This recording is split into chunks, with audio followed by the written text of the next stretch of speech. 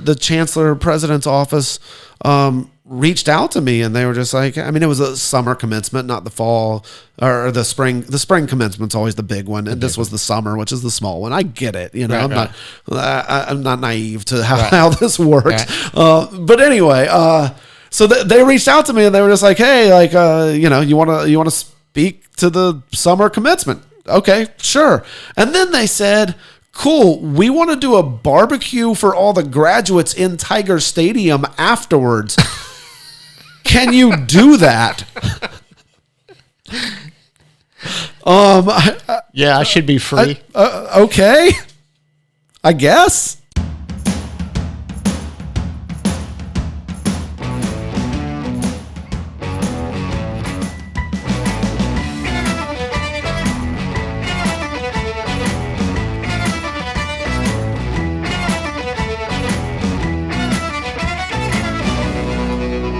We would like to thank our title sponsor, B1 Bank. B1 Bank knows that entrepreneurs like you are always thinking one step ahead. So you need banking solutions that can keep up. It begins with lending. Does your business need working capital or financing for new equipment? How about a real estate or a construction loan? Good news, the B1 lending team is ready to learn your goals and help you find the best lending option available. Now let's talk about uncomplicating your daily cash flow. B1 offers a full array of treasury management services that let you collect funds faster, pay funds more efficiently, and access your information with powerful online tools. Most importantly, B1 understands the value of working with local nonprofits to build a stronger community. They believe in giving back through hands-on involvement with their B1 Community Outreach Program because it's simply the right thing to do. B1 Bank. Be uncomplicated. To learn more, visit b1bank.com. Equal housing lender, member FDIC. Hello, I'm Andrew McClendon, your host of the NXT Entrepreneur Podcast. We're here in the Propel Productions podcast studio here in Baton Rouge, and we have our guest, Mr. Jay Ducote. Jay, welcome to the podcast. Good to see you, Andrew. So, Jay, you're president of Jay Ducote Hospitality Group. That's right. It sounds like something that you've grown into over the years. It sounds like a pretty well-established identity and brand. But before we get into what all that means and how you got there and your journey, I was intrigued with how many descriptors I saw in defining like what you do. So I was just curious, like when people ask you, Jay, so what do you do? How do you answer that question? I eat and drink for a living. Okay. It's usually the easiest way to try to sum it up. And, and then if they seem really intrigued, then I kind of, then I get to elaborate. And if they're just like, okay, cool, and they're not intrigued, then I don't need to continue. Yeah, good point. So I've also heard hugger being thrown in. That was on my business card for a while, professional hugger. What's the story behind that? So I appreciate a good warm embrace. I'm a big teddy bear of a guy, and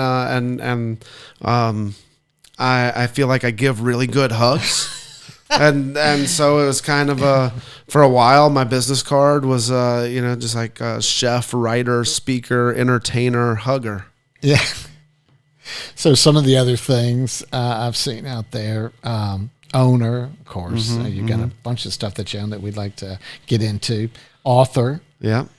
You've written a cookbook. I do have a book out, yeah. A cookbook? Or, it is a cookbook, yeah. There's a lot of narrative parts to it as well, but it is primarily a cookbook, yeah. Yeah, cool. Food and beverage writer. That's you writing about what you love, right? Mm-hmm.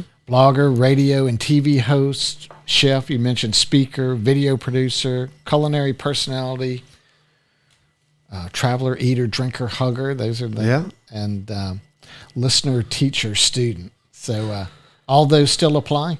Yeah, I absolutely. And I really like so I did actually spend a couple years formally teaching in a classroom. I don't professionally do that anymore, but I do think in the food world, in the restaurant world, I'm teaching people every day. And I'm also learning every day. And I think that's one of my one of the things that has led me to where I am and has created a lot of success for me is that I go through life with a never stop learning attitude. Yeah. Everyone I meet, there's something that I can learn from them. But And hopefully there's something they can learn from me as well. But it's really, I mean, for me, it's about what can I learn? It's the curiosity. It's the what is out there for me to learn today, because I'm genuinely a curious guy that wants to learn things, and I know that I don't know it all about anything. Yeah. And I always want to learn more. You know what I find interesting is when you, at the root of that is curiosity, would you say? And so when you look at someone like yourself, you know, being optimistic and curious, it's comfortable to do a bunch of different things. But I think, you know, at the other end of the spectrum, there's certain people that really like to keep that focus. It's important that they have a really tight focus. They do one thing, and that's what works for them. And I probably subscribe more to your way of living, where, you know, you get more. It seems you get more enjoyment out of life of, you know, experiencing as much as you can, learning as much as you can. And it makes for a fascinating story, right? I mean, because you've done so many different things. But, you know, I was also curious about, you know, your passions. Like, what if someone's asking you, like, Jay, what are you passionate about? How do you answer that? Yeah, so that makes that a little bit tricky, because that is so broad as well. I think I'm passionate about food and flavors and culture and people and travel. But even those things kind of get to be so broad, or I feel like they are. Maybe to some people it's not. But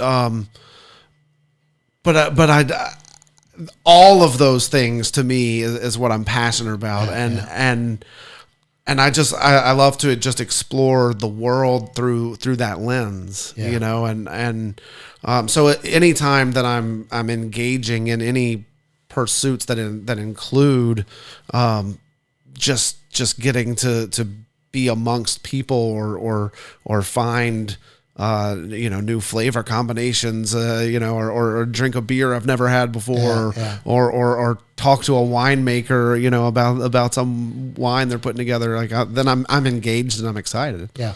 One thing I've picked up on recently, I'm not sure if this falls in the passion category, but, you know, where your restaurant is, Government Taco, and on Government Street, right? Yep. And that whole redevelopment.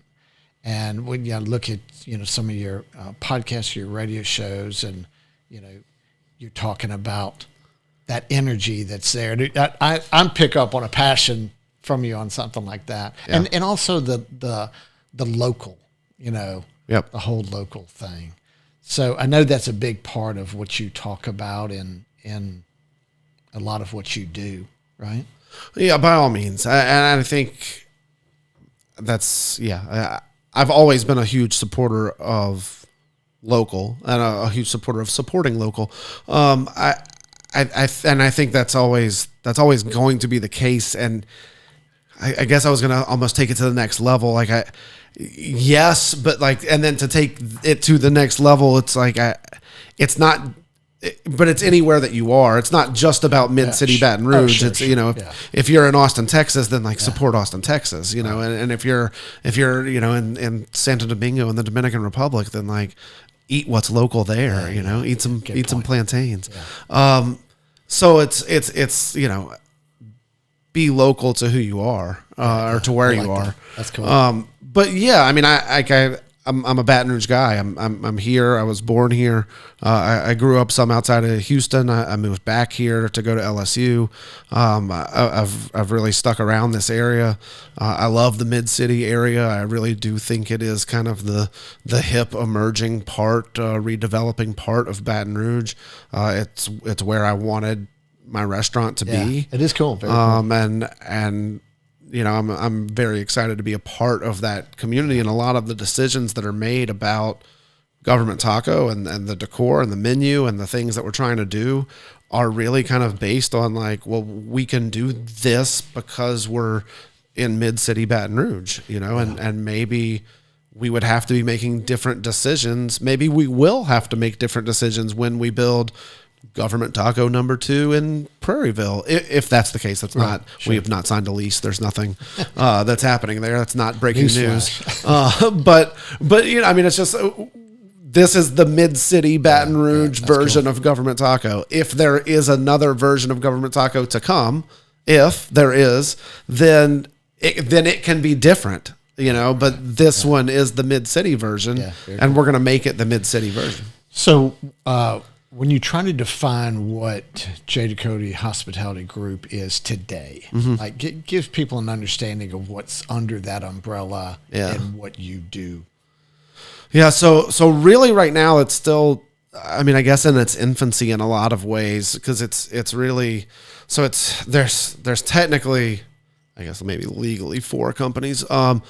So it's Government Taco, it's the JD's product line, and then Bite and Booze, which was really the company that started it all for me.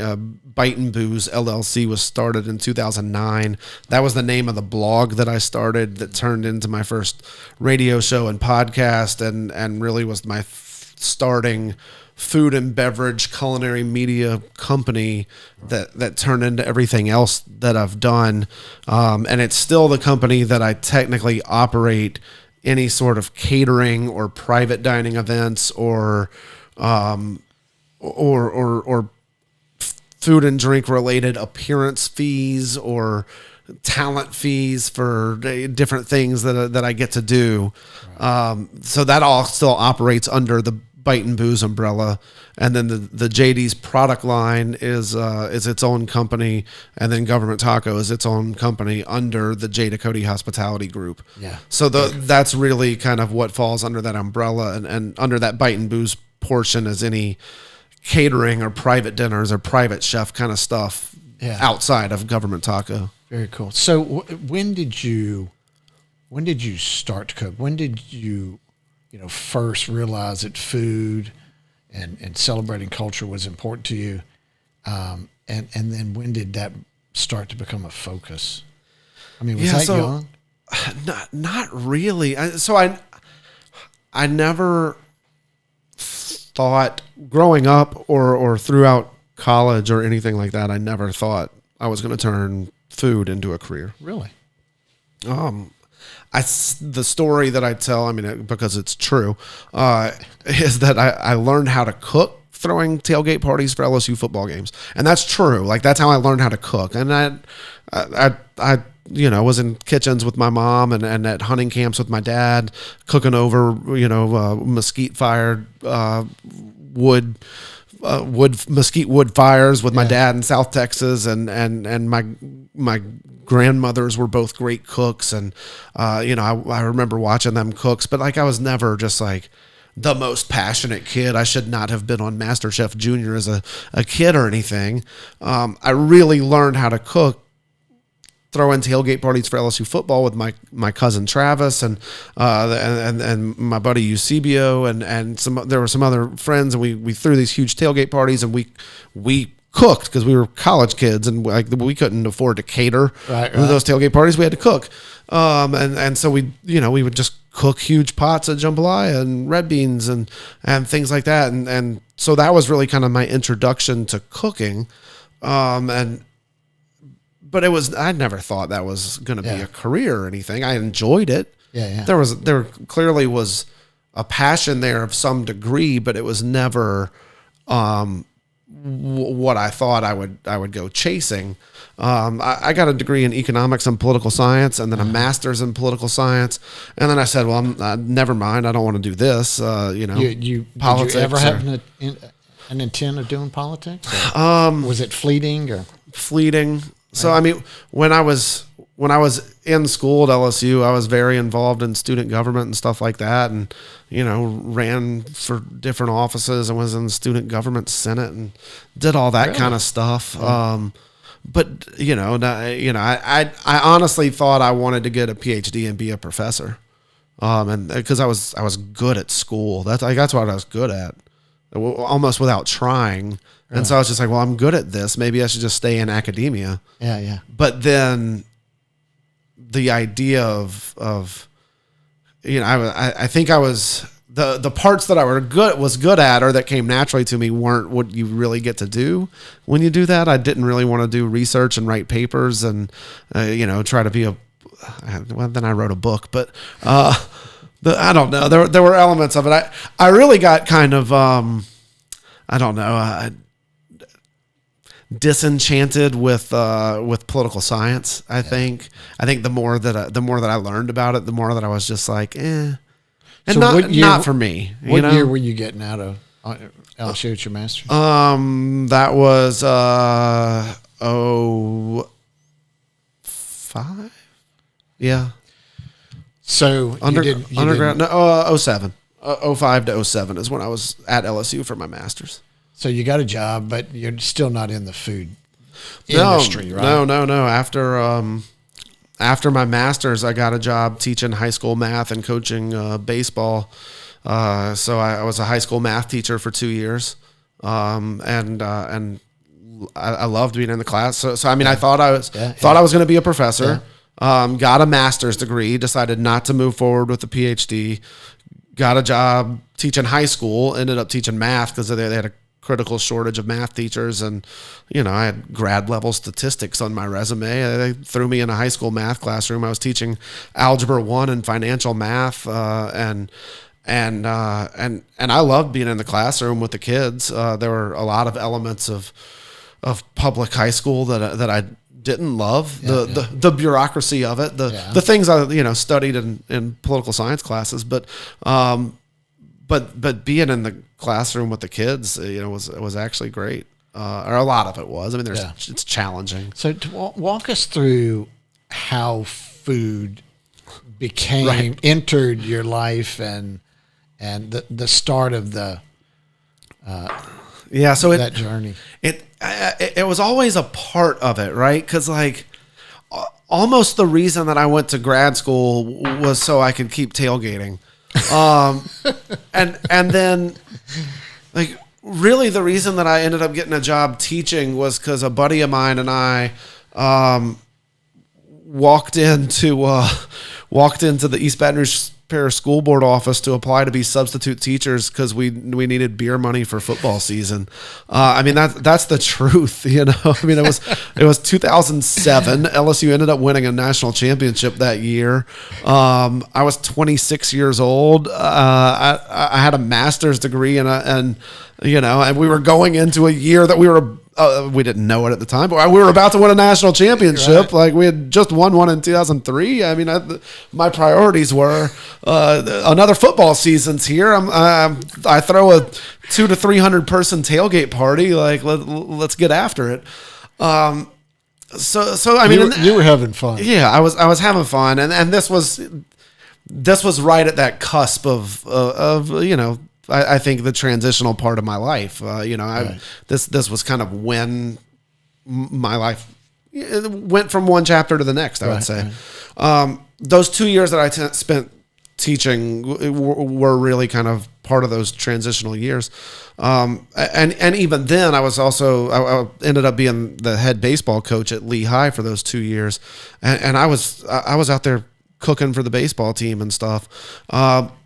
But it was right after that. So when Lehigh in Baton Rouge ended up getting shut down after my second year of teaching there, they closed the school down so that they could move Baton Rouge High to that campus while they renovated Baton Rouge High for a couple of years.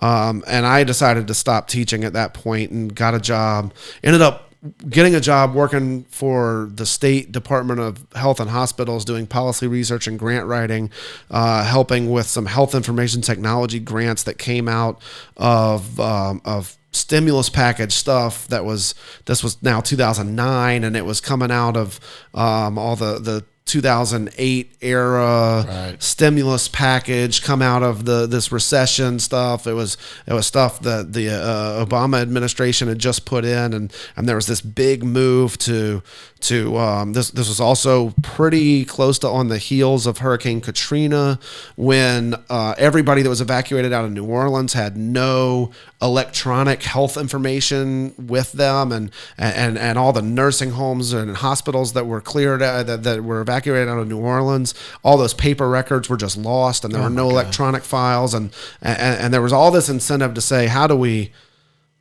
electronically keep health data secure, not have HIPAA violations, and not have all these things, but like how do we have this health information technology, but also secure? Anyway, I knew nothing about health information technology or privacy or security or information. But I was writing grants on behalf of the state because that's what I could do. And so I was bored at a day job and sitting in a cubicle staring at a computer screen. So you weren't having a bunch of fun. And I started. I'd go to lunch somewhere downtown Baton Rouge, and then I'd go back to a cubicle and I would just stare at a computer screen. And I was supposed to be writing about healthcare grant stuff, and I would write about what I just had for lunch instead. And like that's how I started to explore my passion for food, by writing about it. And so you're writing a blog. Mm-hmm. And so, I mean, who's reading that? Yeah. So the good news is at that time I didn't care. Right. I mean, you're having fun. That's the platform you put it up, but yeah. And this was the fall of 2009. Yeah. It was relatively early in that space. Right. There weren't too many people, especially around Baton Rouge, Louisiana, doing anything like a food blog. It was starting to be a thing on the East Coast and the West Coast. It existed, but it was a buzzword around here. Yeah. Facebook existed, but it wasn't super popular, especially for promoting a blog or something. Twitter was for high school kids at that time. So it was, I was an early adopter in that space, and I ran with it because I was having fun. Yeah. And at that time, I had time. I was at a computer. Yeah. 40 plus hours a week, staring at a computer screen, thinking, what else can I do? Yeah. Because I'm bored. So look, let us get in a word from our sponsor. When we come back, take us from there to how you ended up on a national TV food show, because that is something I'm struggling to understand how you pulled that off. So we'll get in a word from our sponsor and be right back. We would like to thank Modus for their support of the NXT Entrepreneur Podcast. Who is Modus? Modus is a facility services company that works in the e-commerce fulfillment industry across the United States. What do? They like to say they take it from the conveyor to the dock door. Well, what does that mean? It means that they're building the pick stations with the cable management. They're installing guardrails and bollards. They're putting down floor marking. They're putting up aerial signage. These guys build fencing systems, shelving systems, and racking systems. They also do rack recovery for when there's rack failures.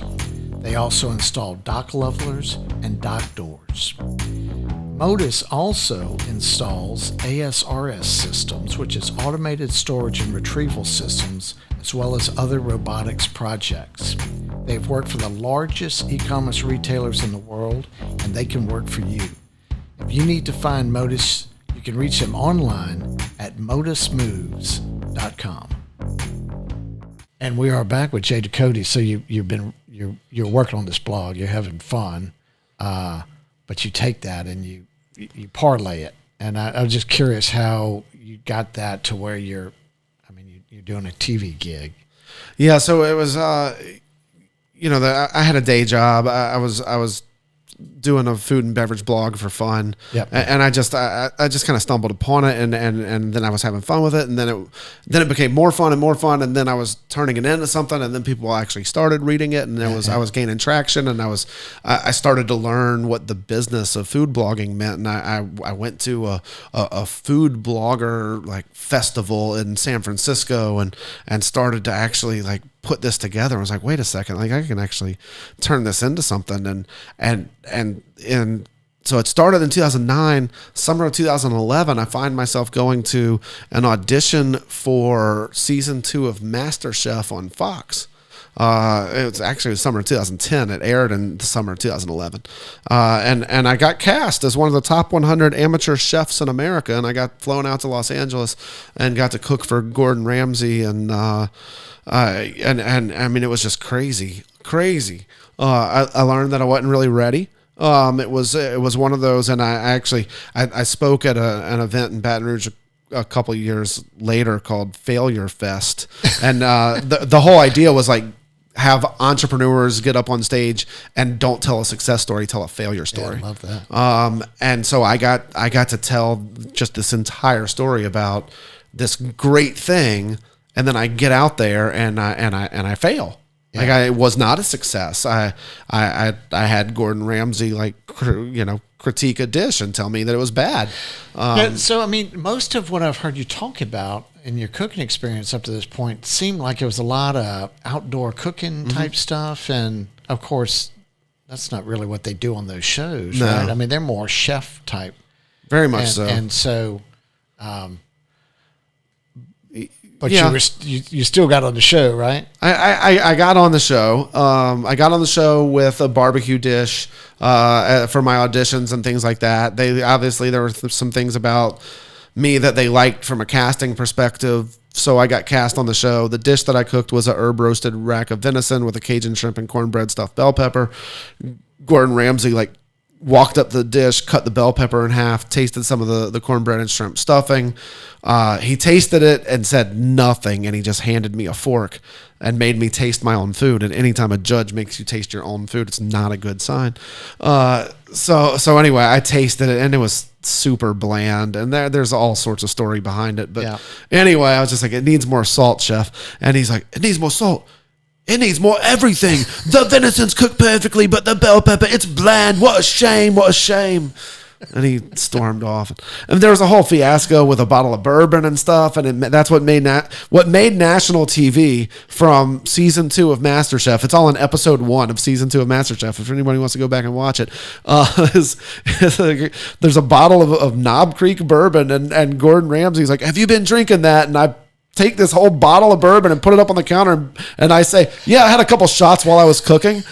Well, it was one of my fellow competitors' birthdays, and we have an hour to cook, right? And I got the rack of venison seared off and in the oven, and the stuffed bell pepper all stuffed and in the oven, and they make you keep doing something so they have something to film. So while all this stuff is in the oven, I'm making this bourbon cream sauce, but it's almost like a throwaway. I don't even want this bourbon cream sauce on the dish necessarily, and so they wanted me cooking with bourbon. So it's one of the guys who's not even cooking that day's birthday, so I asked him to come up and take a shot of bourbon with me for his birthday, and the producers come running from across this giant warehouse in Los Angeles where we're filming this, and they're like, whoa, did you just take a shot? And I was like, I thought maybe I'd sign something saying I wouldn't take a shot, like maybe if I cut my finger off or burn myself, now they could be liable because I'm drinking on the TV set or something.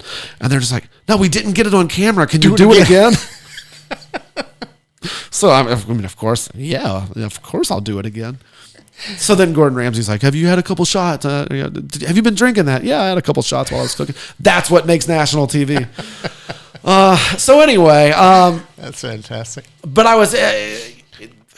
it was a great experience. It was ultimately, in a lot of ways, a culinary failure. And it was absolutely a moment where I could have said, this food thing's not for me. It's not going to work out. Let me go back home and go back to my day job and just go back to the healthcare research stuff and do the safe thing. Or go get better at this. Yeah. Like I had fun is the thing. Like I enjoyed it. So what happened to your notoriety? I mean, like how many people talked to you about it that, Yeah, a good bit. So this was a year and a half into food blogging for me. I was starting to get a little bit of acclaim around Baton Rouge for it. That area of social media was starting to pick up. And actually right after MasterChef is when I got back to Baton Rouge. And that's when I actually decided, let me turn this into something. Yeah. Like rather than just go back to being boring, let me chase this. So how far in the heels was it before you started creating some product? The product came a little while after that. So my radio show was actually what came right on the heels of MasterChef. Okay. I got back while I was in Los Angeles filming MasterChef. I got an email from a local news station here in Baton Rouge, was WAFB, and they were asking me to be a judge on some food show that they were trying to put together. And I was just like, man, like I'm out here failing in Los Angeles, but back home they want me to be a judge. They won't even let me compete. They want me to be a judge. Let me go back home. That sounds way better. And then I got back home and Guarantee Broadcasting, who I'm still with today, and a much bigger part of the entrepreneurial journey right now, they had just announced that that 107.3 FM was switching to an all talk FM format, and they were strategically looking for non-political talk radio content for their weekend lineup. And I reached out to Gordy Rush and Flynn Foster, who were in charge of the radio stations, and just said, hey, here's who I am. Here's my blog. Here's some of these LSU tailgating videos that I've done. I'm a food and drink guy. I'm not sports, but I'm LSU tailgating. I'm not politics, but I mean, I have a master's in political science from LSU. But I want to do food and culture and, this kind of stuff. And I here's my writing. I think I could turn it into a radio show. And they called me back the next day. And this was after I had filmed MasterChef, but before it had aired. And we were under non-disclosures and stuff, so I couldn't even tell them that was coming.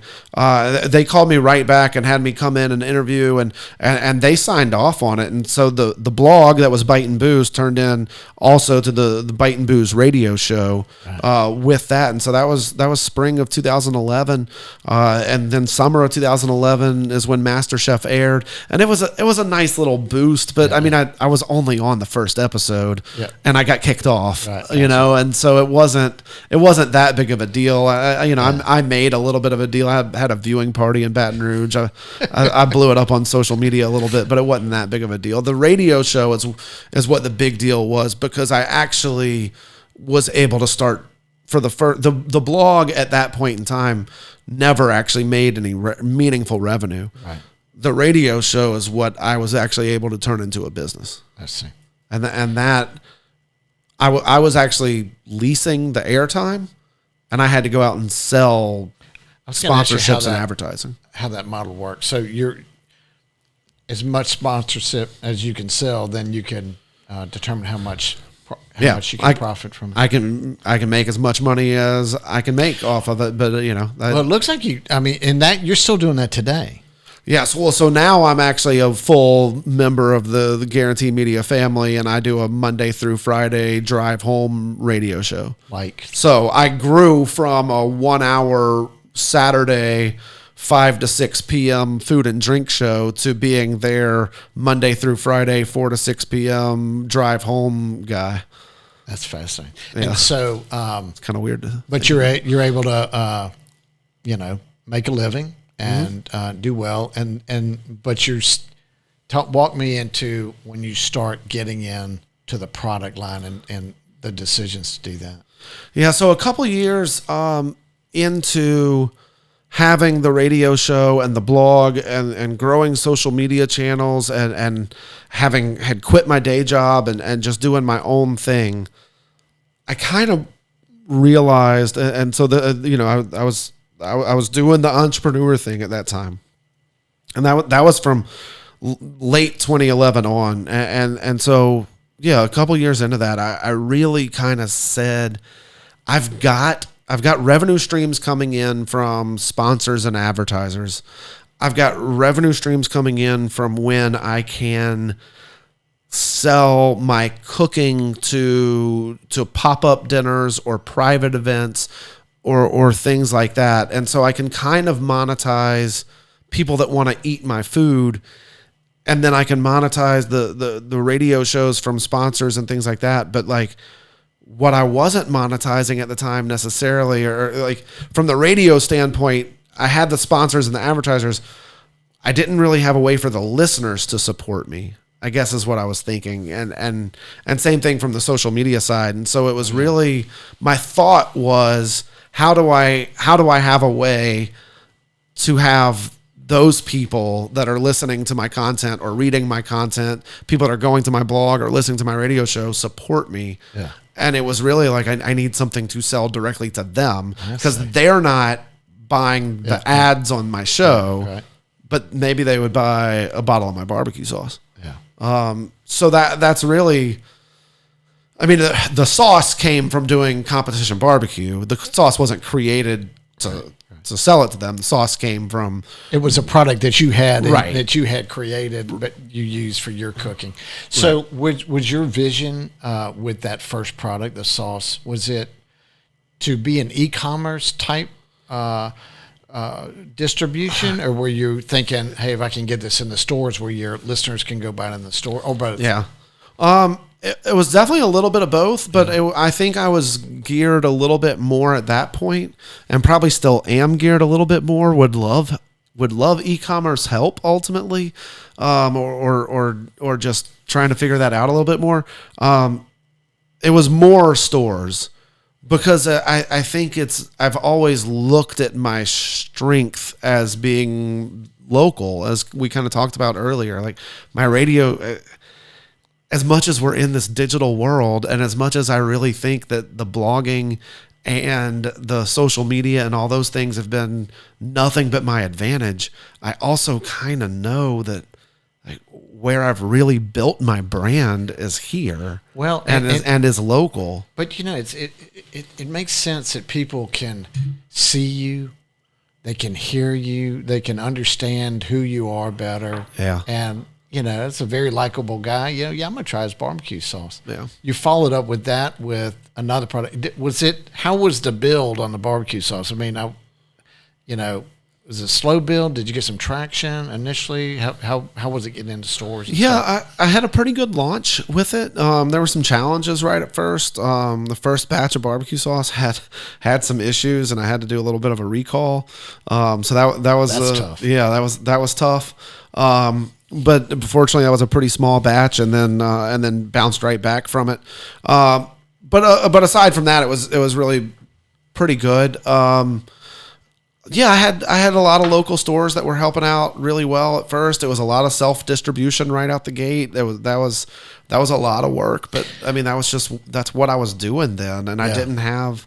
I mean that's what I did, and I had somebody else working for me. Ended up hiring more people. I mean it was a growing company that was just trying to find different ways to keep growing and different ways to keep doing stuff, and it was fun. It was work, but it was fun. So by the time you bought your second product on, was that because, hey, we can see we got some traction on the first product, or I got to have more product for any of them to catch on? Was it?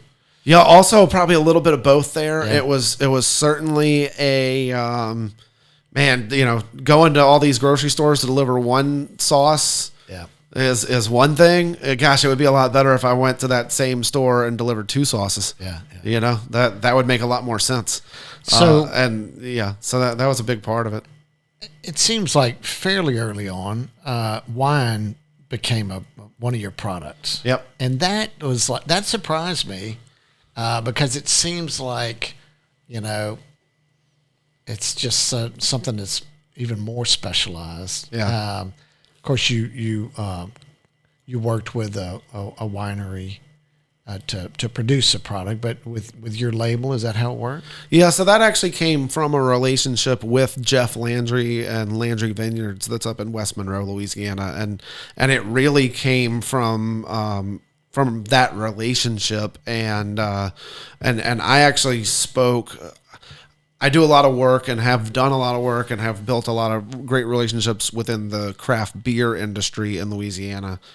And through that, I got invited to speak at a Louisiana wine industry task force meeting that was put together by the Commissioner of Agriculture. And after speaking at that meeting, Jeff Landry, who owns Landry Vineyards in West Monroe, came up to me, and I had met him a couple times before, but he came up to me. He was like, "Jay, man, we gotta do something to help you promote Louisiana wine." And I was just like, "Okay, Jeff, what you got in mind? Sponsor a segment on my radio show, or do this or do that." And and he was just like, "Nope, let's put your face on Louisiana wine." And I was just like, "Wait, what?" He's like, "Well, you got your face on barbecue sauce. Let's put your face on a wine." I was just like, okay, how do we make this work? And he was serious about it, and I was serious about looking at it, and I like his product, and it's Louisiana grown grapes, Louisiana made wine. It's really tasty stuff, and we made it happen. So we ended up doing 3 vintages of it. We haven't done one in a few years. There's been just other challenges and other stuff that's going on, and my career's kind of gone a different direction, and he's done nothing but grow up there at Landry Vineyards, and I, hopefully, I think the answer is kind of mission accomplished. We did good work. That's cool. Still nothing but a big Landry Vineyards fan. I don't know if we'll do another vintage at any point. I've still got bottles at my house. I'm proud. I'm proud of it. And I might do some other wine project in the future, or something like that, but. So we were talking between break, and I was asking you about, when you ended up on, you were on a couple of these other cooking shows, national cooking shows, but it seems like the big one was the Food Network star. Yeah. So tell us that story, and that was a season long thing. So how'd you get on there, and then how does it work? I mean, are you there in Los Angeles for a long time, or do they stack them up? And tell us particularly how they do the ending. Yeah. So when I was on MasterChef in 2011, I kind of said what I should really be on as Food Network star. I was on season 2 of MasterChef. At that time, Food Network star was on maybe season 5 or 6. I ended up finishing runner up on season 11 of Food Network star. I knew after MasterChef that I wasn't ready for it. And so it was one of those, we kind of talked about the failure part of it, but also that goal setting part of it, that challenge that comes with it. And at that point in time, it was just like, not even a realistic challenge. You don't know that you're going to get those kind of opportunities in life, but it was just kind of MasterChef wasn't the right show for me. Food Network star is the right show for me. That's the one that I can go win. I'm not ready for it yet. Maybe in a few years, I need to work to get there, and sure enough, that's how life presented itself to me. And I worked pretty darn hard to get there. So in 2013, 14, somewhere around there, as they were casting for season 10 of Food Network star in New Orleans. They had an open casting call in New Orleans, which is kind of how I got into MasterChef as well. And so I showed up for it. And I got through the first round of a casting call. They called me back.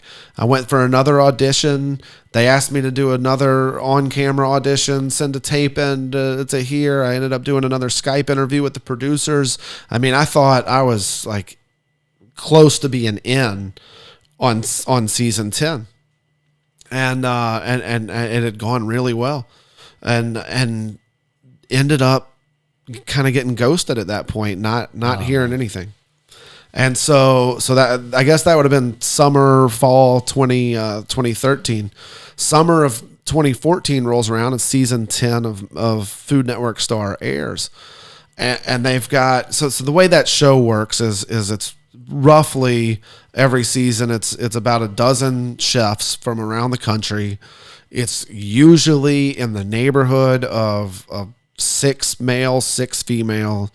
It's usually a pretty good geographic split between East Coast, West Coast, Southern, somebody from Texas, somebody from, it's usually a pretty good demographic split of race and sexual identity and everything. I mean, it's a melting pot of a cast, right? And they hire Hollywood casting companies to go out and get them a diverse cast, and cooking styles and everything else too. So they've got a straight white male New Orleans restaurant chef, and they've also got this like overweight bearded white like outdoor chuck wagon cook. And it's just like, well, there's no, obviously I didn't get cast on this show. Like those are the two typecasts that I could possibly be, or like the big bearded outdoor like tailgate chef, or the like the Cajun Louisiana guy. And so I was just like, well, those guys beat me out for the spot on the show. Oh, well. And that was kind of it. Later that summer of 2014, they announced their auditions for season 11, and they're not casting in New Orleans. The closest casting call that they're doing is in Dallas. And it was a weekend that I had stuff going on. I was just like, whatever. I mean, I made it so far. I mean, I Skype interviewed with the producers last year. If they want me, they'll call me. I'm not driving to Dallas blindly to go audition for this show again. And sure enough, I mean, a couple weeks later, I get a call from the casting directors, and they're just like, hey, we loved you last year. Couldn't get you on the cast. You want in this year? Like, we're not even auditioning in Louisiana. You're our guy. Oh, man. And I was just like, well, yeah, of course I do. And they're like, cool. We're setting you up with, like you fast forwarded to, the final round. Basically, it's not a done deal yet, but like you're basically on the cast that we're pitching to the network. That's fantastic. And so, I mean, you just never, would have been great if they could have told me that, would have been great if they could have been like, hey, Jay, like couldn't quite work you in this year. We're going to save you for next year. Yeah. But yeah, it's just the way it worked out. So why don't we take a quick break there, Jay? Pick up that story on the other side. Sure. And we'll be right back. We would like to thank Mbd Automation for their support of the NXT Entrepreneur Podcast. Mbd Automation is a mechanical install contractor with a program-centric focus. So what do these guys do? They install conveyor systems, VRCs, platforms, singulators, sorters, and all sorts of other types of automated equipment. Who do they work for? They work for systems integrators, manufacturers, and end users in fulfillment centers, airports, mail processing facilities, and projects in the defense industry. Mbd Automation works for numerous Fortune 500 companies across the United States and has a list of international clients that they perform work for in the U.S. as well. If Mbd Automation can help you on your next project, you can find them online at mbdautomation.com. And we are back with Jay Ducote. So you're telling the story. You get on the Food Network Star, right? Yep. Where it's not filmed in Dallas. You're in Los Angeles? Yeah, Los Angeles, yeah. So, I mean, how does that work? You're not there all season long, right? Yeah, so no, they filmed the whole season basically out there, and so I was in LA for 6 weeks filming it. Crazy thing is they put you up in a hotel. I was in the DoubleTree by LAX for 6 weeks. Same room the whole time. They took the power cord to the TV. They took the phone cord. They took cell phones away. No laptops. No internet. Nothing that could connect to the internet. I was isolated. Was on TV set 6 days a week, 12 hours plus plus a day. And then when we were offset, it was they fed us and put us to bed. It was summer camp for Food Network. That is fascinating. Crazy stuff. Now, they were never, unlike reality shows like Real World or Big Brother, they were never filming us behind the scenes or Yeah. There were no hidden cameras in it or anything like that. But man, it was crazy. I wouldn't, at this point in my life, I wouldn't do a show like that again because I couldn't afford to put my life on hold like that and disconnect from the world like that. But it was, that show was kind of at the perfect time for me. I had launched the barbecue sauce, and I had my radio show going, but it was just a weekend show and I could kind of get away from it. I had the blog going and I had some social media stuff going here and there, but it was nothing that I couldn't disappear from the world for a little bit from. I had just hired my first employee, but she could actually kind of run all that stuff in my absence. Yeah. And so it was kind of a good time for me to be able to just go to Los Angeles and film a TV show for 6 weeks without anybody noticing. So with that national notoriety, were you able to see an uptick in product? Oh man, it was huge. It was huge. Certainly the product sales, yes, but it's not like I was ever on Food Network saying buy my barbecue sauce. Right. So you, the entrepreneur side of it, the business side of it, was me realizing that you had to connect the dots for people. Right. So at that time, everything that I was doing online was still based on my blog and my radio show, which was Bite and Booze. Well, Bite and Booze wasn't on Food Network. Jay Ducote was on Food Network. And the summer of 2015, when Food Network Stars started to air, was when I realized that my brand was no longer Bite and Booze. My brand was Jay Ducote. And I needed to make that my Instagram handle and my Facebook account and my Twitter handle. And everything that I was doing online needed to be Jay Ducote and Bite and Booze maybe, but I couldn't do it anymore as just Bite and Booze. And at that point in time, my Bite and Booze accounts had 20,000 Twitter followers, and Jay Ducote, I was create the Jay Ducote account, okay, because that's what was growing, and since then that was the switch, I mean that was that moment that was just like, okay, personal brand is king now. But that's where that came from, or that was that moment that I just kind of said, gotta do it. Yeah, gotta change course. So you got all the way to the end. Yeah, I made it all the way to the end of Food Network Star. Got flown back to Los Angeles, got flown to New York, filmed a pilot for my own show with Rachel Ray, got to the finale of Food Network Star, ended up finishing runner-up. Feel like I got robbed. They called me 3 weeks after the finale aired and said, hey, sorry you lost, but actually that show that we had you film a pilot for, we actually want you to film a real pilot. You want to go to Austin and film a real one? And so I said yes. So I actually got to, they picked up the option that they had on a contract. I got to go with the actual TV crew and go film a pilot for a show called Deep Fried America in Austin.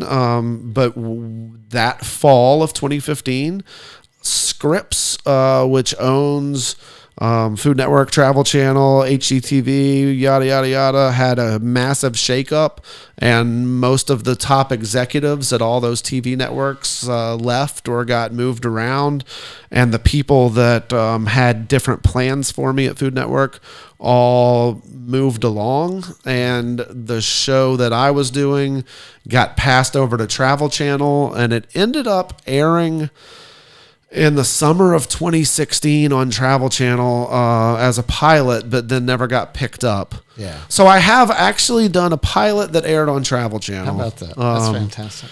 But that's as far as it got. Hopefully something else comes along one day, and not all opportunities are lost. But yeah, that's a big one though. But look, we could talk a lot, Jay, about all of the different things that you've done, and which fascinate me because it's it's the quintessential journey of a true entrepreneur. And I love the research that I've done on you and learned everything that you tried.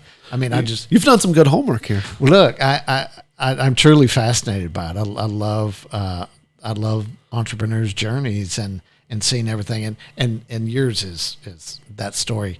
But let's talk about Government Taco. Sure. Yeah. So tell us what it is, how you got there. Yeah, man, I mean, I could spend hours on that too, but let me try to give you the shorter version, because it actually that's a perfect segue, because while I was in Austin, Texas, filming the pilot for Deep Fried America, I got a phone call from a guy who was starting a food hall in Mid-City Baton Rouge. Baton Rouge didn't have a food hall at the time. It was the trend in 2015 around the country. He said, "Hey, man, this is who I am. This is what I'm doing. I'm about to start this development. We're putting in a food hall in Mid-City Baton Rouge. You just got off this run on Food Network Star. I want you to be a part of this food hall. How do we get Jay Ducote in this food hall?" So by the spring of 2016, me and my team that I had at the time had kind of pondered all this and just kind of said, you know what, we're part of the Baton Rouge food scene from the blogging and the radio and the writing and the social media. We're doing all this, doing all that, and like we can sit around and talk about how to make the Baton Rouge food scene better all we want. Let's do it. Shouldn't we at some point like be a part of it? Yeah. Shouldn't we at some point say, okay, if we think this is what Baton Rouge needs, like we should be the ones to do it? Right. And maybe there's reasons to do that and reasons not to, but yeah, I mean, it was. I had said for a while, I mean, I'm not a restaurant guy. I didn't grow up a restaurant guy. I'm not a trained chef. I'm a tailgate cook that got some cool TV opportunities and that started a blog. I never went to culinary school. I'm not a trained chef. I enjoy food. I've gotten paid a lot of money to cook for people. I've done some cool stuff, right. And I've studied a lot of the art of it and the business of it. And I'm no slouch, but also like, especially in 2015, 2016, like were you questioning whether you were qualified? Not qualified necessarily, maybe to a degree. Yeah. I think it more along the lines of like, I never really wanted, like, I never was it my goal to say like, I want to own a restaurant, or I want to work in a restaurant every day, or I want to be a chef in a restaurant. I didn't, like, when I was starting a blog, I was just trying to write about all the delicious food I was eating. But it's because I was eating other people's food, not because I thought I could do it better than them, because I wanted to become some Michelin star chef or something. It was because I like eating, because I get excited about. But even food. if you convince yourself that, hey, I should take part in this, my team should take part in this, there's the investment. I mean, there's a financial side of it. Absolutely. And you're saying, okay, now that I got to put a number in front of it, how strongly do I feel about it? Yeah. So, but anyway, that was White Star Market. That was White Star Market, and ultimately the answer that was the food hall. Yeah, the food hall. But your business in there was Government Taco. Government Taco, and then you but you so you were there for a while, and then you got your own Got long-winded again as I do, but just trying to describe the entrepreneurial journey, because it wasn't an easy decision for me, and it wasn't just like, oh, I've got this idea for a restaurant. So it actually was the food hall approached me after deciding, okay, let's do this. It was, okay, what are we going to do? Right. We're saying, and I say we because I had a team of several employees that were working for me at the time, and we all kind of collectively said, okay, we're going to do a booth in a food hall in Mid-City Baton Rouge. We get to decide what we're going to do because we're the first booth, we're the first vendor to say yes, and they're coming to me saying, we want Jay Ducote in this food hall, so Jay gets to pick whatever he wants to do in this food hall. Yeah, they weren't saying, Jay, can you come to a taco stand for us? Correct. Right. So then it was very much like, what do we want to do? Yeah. We can do whatever we want in a food hall. What do we want to put our name, our brand on? Yeah. And what do we think we could contribute to, and what do we think is missing from the Baton Rouge food scene that we actually think needs to be fixed or needs to have somebody like us actually do something about? And having spent time in Austin, you probably had some pretty good insight to what was missing from the taco scene in Baton Rouge. Yeah, because they got it going on over there. Absolutely. So it was certainly just like what's a great street food that's a food hall food that makes sense with a limited kitchen space like that. Right. That's affordable, that's fast, that's trendy, that's well versatile, that we can do whatever flavors we want, and that we can be as authentic or inauthentic as possible.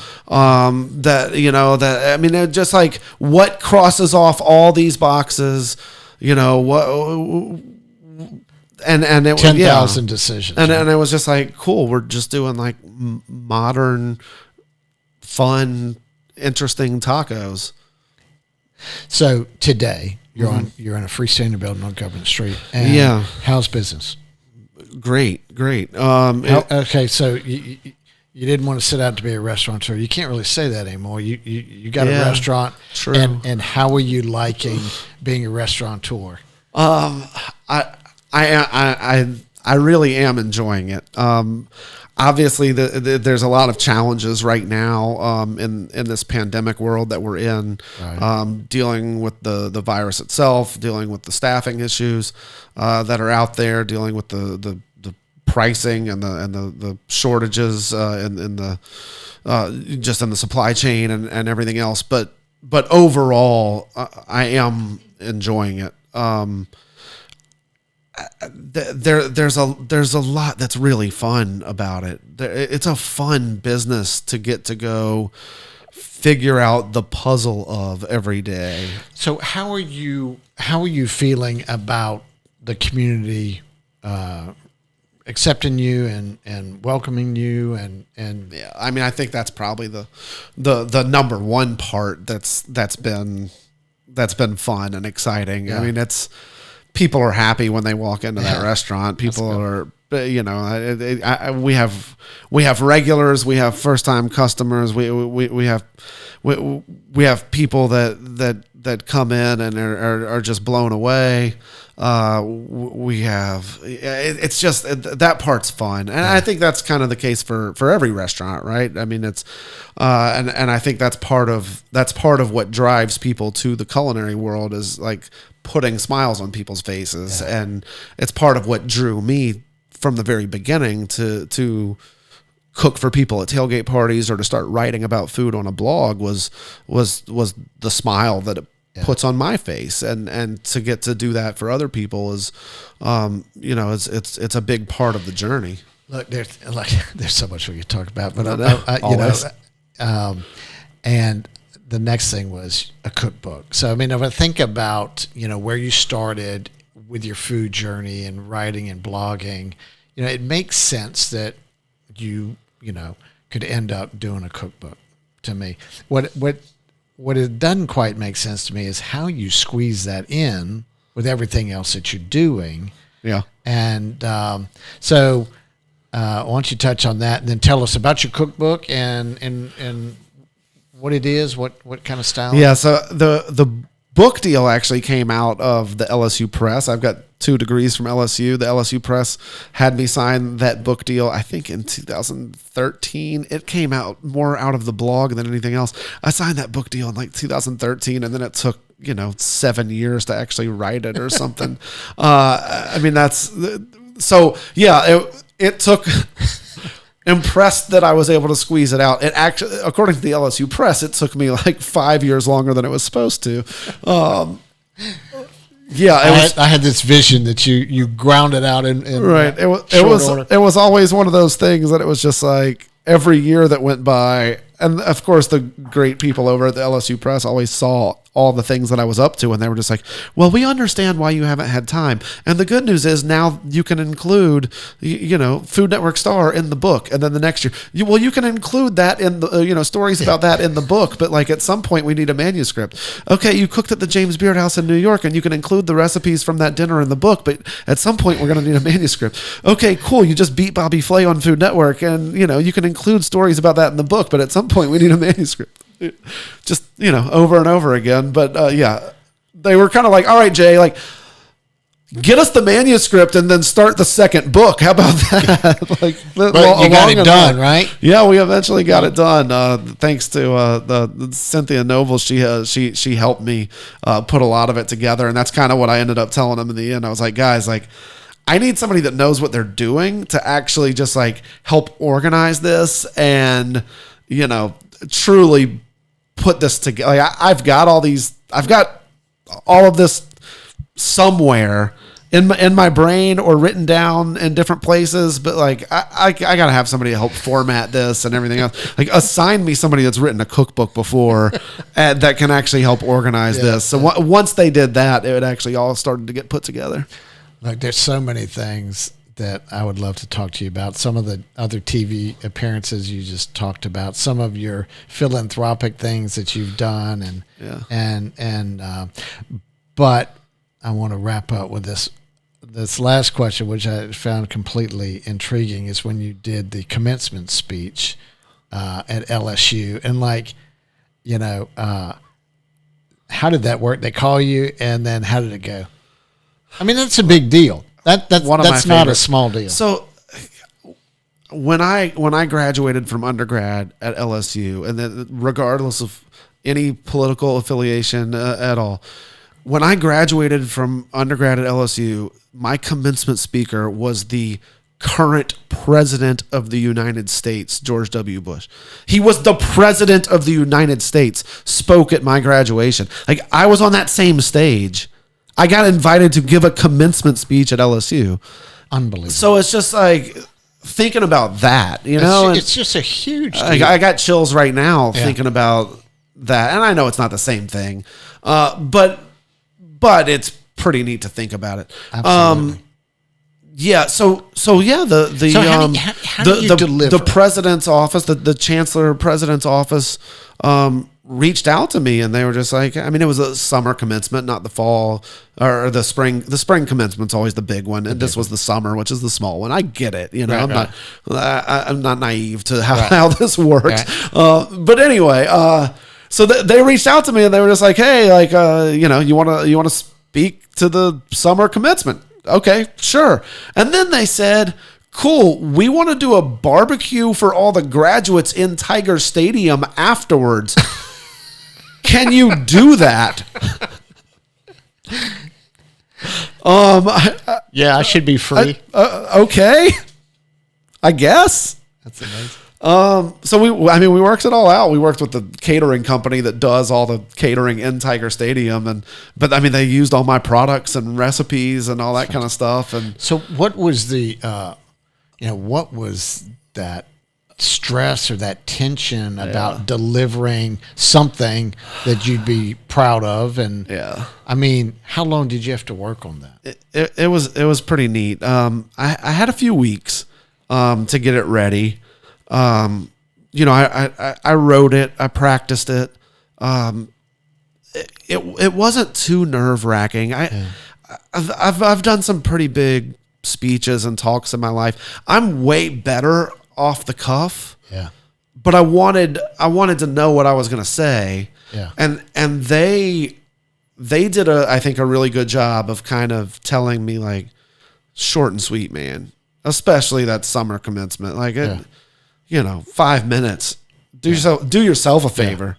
Any commencement speech that goes over 10, people are tuning out. They don't want to hear you talk that long. Yeah. But you want it to be strong. You want it to be strong, but you also, short is fine.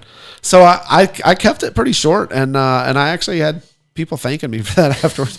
But yeah, I was happy with it. I'll say that. I felt like it was good. I thought I got in the good anecdotes about my time at LSU that I wanted to, and said a few poignant things, and got to talk about some of the stuff that I've been able to do after graduating, and then wished everybody the best. I could say, okay, last question, but there's so many things that I do want to talk to you about. Okay, but this is the last question. I loved your TEDx talk, which is out there. It's on your website. That one was a whole lot harder. That was well done. Thank you. Executed on that beautifully, and just did a great job. So congrats on that. So, Jay, thank you for joining us. You've done so much. You're such a fascinating guy, and I just commend you for your ability to just juggle so many balls and over your career do so many different things. I love that. But folks, if you haven't checked out Jay Ducote, check him out online. There's a lot of cool content out there, radio shows, podcasts, TED Talks, and check out his website and his products. So, and Government Taco. So Jay, thank you so much. My pleasure. I appreciate you. Enjoyed that so much. Thank you, man. Thank you. What a treat it was to meet Jay Ducote and talk about his journey. I loved how he started with his blog, without any grand master plan. And he just did what he loved to do. And he kept working at it. He kept just chipping at it, month after month, year after year.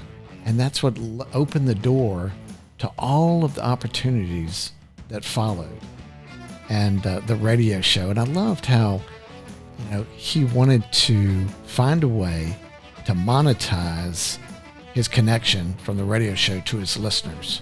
And that led to the product line, products that he had, but had been making for himself and when he cooked for others. But that entrepreneurial effort right there, I can really appreciate. Like, he's such a natural guy. We could have talked forever, and he's got some great stories.